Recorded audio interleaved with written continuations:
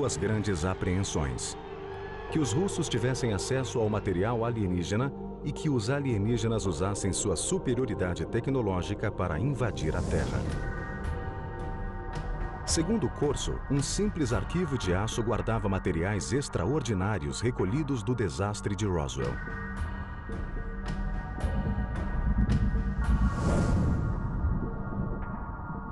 Um pedaço de pano metálico hiperresistente que Corso afirmou ter protegido a tripulação alienígena em sua espaçonave.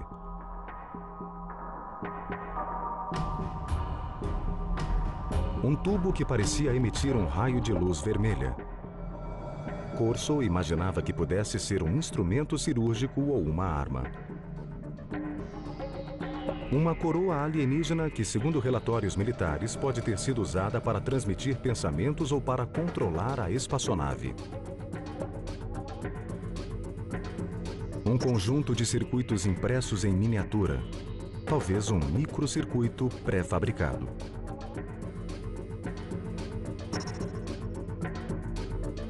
Um fio flexível, em cujo interior podia haver transmissão de luz.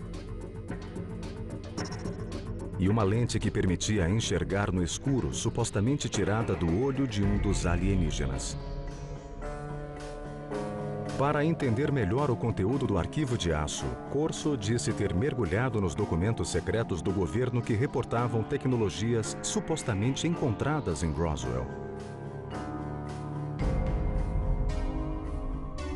Segundo os relatórios que Corso alegou ter lido, alguns dos mais ilustres cientistas do mundo, homens como Wernher von Braun e Robert Oppenheimer, tiveram acesso ao local da queda em Roswell.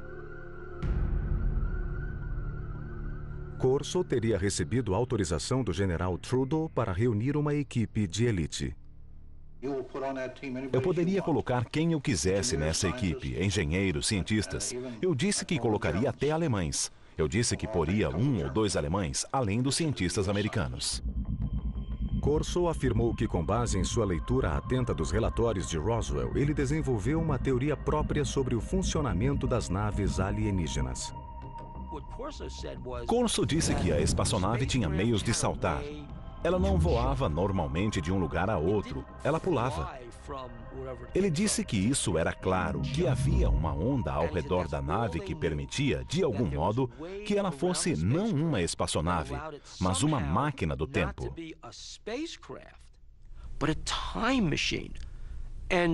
A razão disso é que, para viajar às enormes distâncias que a nave viajava, ela devia deixar o que conhecemos em física por contínuo, espaço-tempo. A nave o deixava em um ponto e reaparecia a seguir em outro. As notas pessoais de Corso detalham seus conceitos. Corso especula que a nave era pilotada por uma interface de controle da mente ajustada ao crânio alienígena. Ao comparar a coroa com os desenhos do cérebro dos alienígenas, parece haver pontos de coincidência entre receptores na coroa e partes do cérebro. Com sua pesquisa terminada, Corso se declarou pronto para a próxima fase, a distribuição. Ele passaria a tecnologia alienígena que alega ter recolhido de Roswell a certos fornecedores para seu desenvolvimento.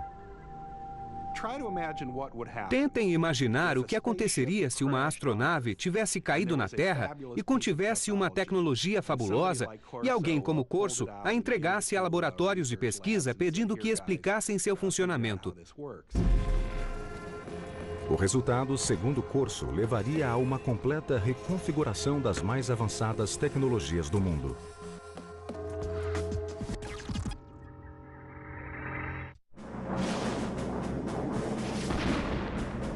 No início dos anos 60, o poderio militar americano estava direcionado para a Guerra Fria e o tenente-coronel Philip Corso queria trazer a tecnologia alienígena de Roswell para o cenário. No final do verão de 1961, ele afirmou ter contatado laboratórios militares de pesquisa bélica sobre os artefatos alienígenas. Os laboratórios do Exército também tinham cientistas civis em quem confiavam para lidar com materiais secretos. Phil Corso ficou à vontade em trabalhar com esses laboratórios e com cientistas civis, porque os laboratórios se responsabilizariam por tudo. Havia nos Estados Unidos inúmeros laboratórios de alta tecnologia onde cientistas civis trabalhavam em projetos militares ultra secretos. Los Alamos, que viu nascer o projeto Manhattan, é talvez o mais famoso. Mas em 1961, Fort Belvoir, na Virgínia, trabalhava silenciosamente em um projeto de uma década para desenvolver a chamada visão noturna. Corso afirmou ter sido esse o primeiro laboratório ao qual submeteu a tecnologia alienígena. Para reverter a tecnologia dessas coisas adequadamente, ele não poderia ir a uma oficina qualquer. Ele teve de ir aonde alguém entenderia aquela tecnologia. Segundo Corso, as testemunhas oculares de Roswell reportaram que a nave alienígena tinha uma tecnologia de intensificação de imagem. Se alguém entrasse na nave e olhasse para fora, o mundo pareceria brilhante como o dia, mesmo à noite. Ainda segundo ele, uma lente retirada do olho de um dos alienígenas tinha a propriedade de intensificar a luz. Ninguém sabia como as duas coisas se relacionavam, mas ele sabia de seu valor potencial. No fim do verão de 1961, Corso ajudou os cientistas de Fort Belvoir ao mostrar-lhes a lente alienígena de intensificação da luz e possivelmente outras tecnologias de luz da nave de Roswell. Apesar de acharmos que há uma clara linha de desenvolvimento desse tipo de tecnologia remontando à Segunda Guerra Mundial, essa tecnologia explodiu geometricamente a partir dessa época. Mas isso poderia ser atribuído à tecnologia recolhida em Roswell, como queria Corso? Segundo ele, poderia.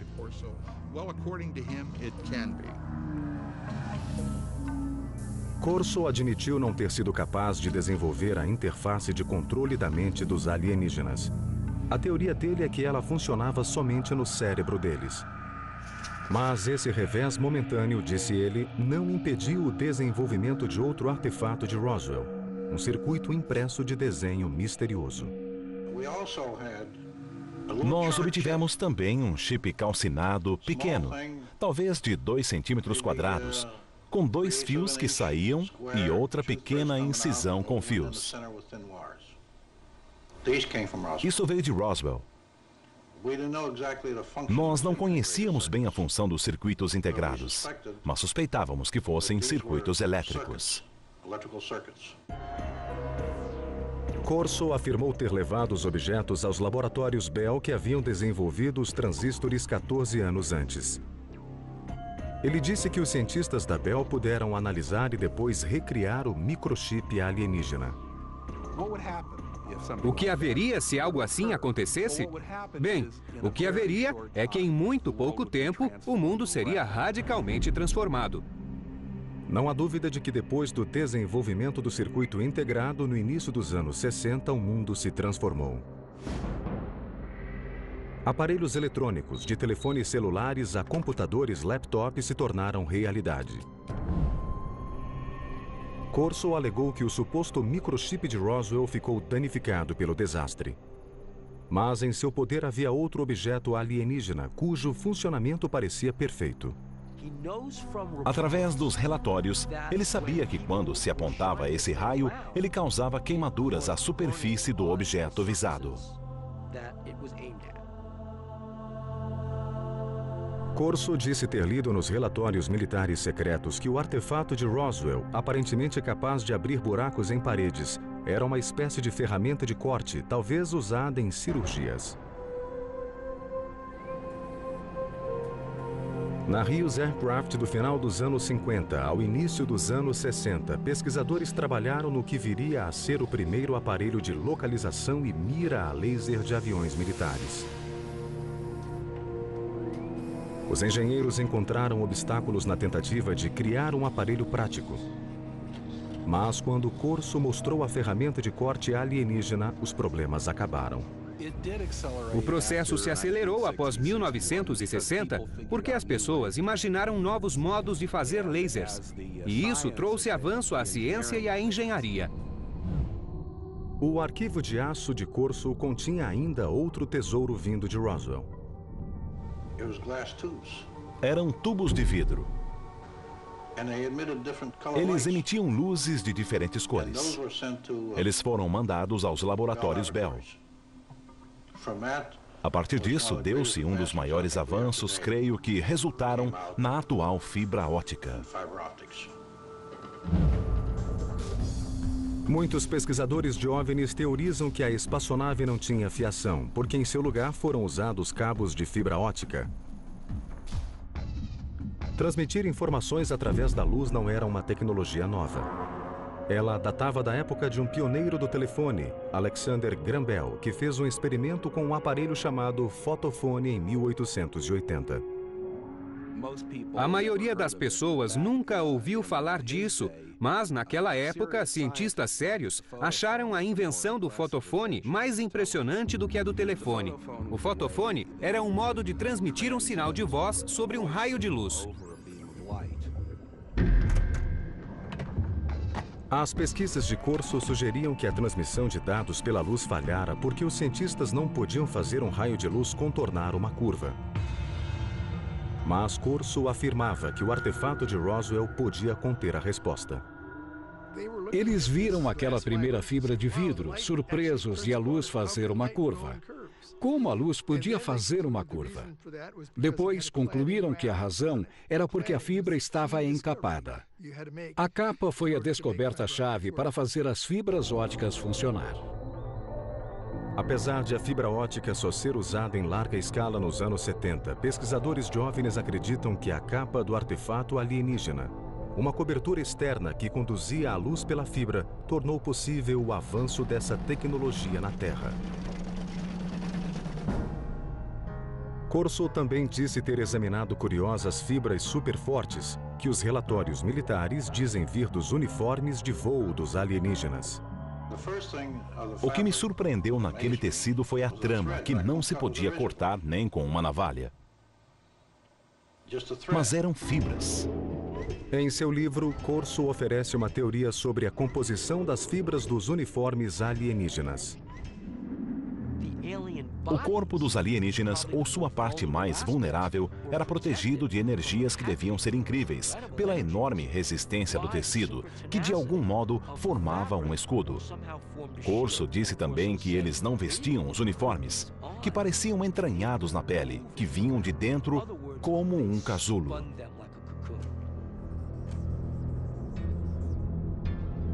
Segundo Corso, ele se perguntou se essas superfibras poderiam se transformar em um escudo à prova de balas para uso policial e militar. Corso disse que o exército tentou levar o tecido à Universidade do Colorado para tentar reproduzir essa tecnologia. Os anos 60 viram grandes avanços em tecidos hiperresistentes com a tecnologia dos polímeros, um tipo de molécula que Corso disse estar presente no tecido alienígena. Em 1965 foi inventado o Kevlar, tecido que seria usado em coletes à prova de bala. Outra evidência, segundo Corso, do impacto da tecnologia alienígena. Não há como negar que o período em que Corso trabalhou no Pentágono coincide com um período de rápido crescimento tecnológico dos Estados Unidos. Os defensores de Corso dizem que a tecnologia alienígena teve seu papel, mas outros veem as coisas de modo muito diferente.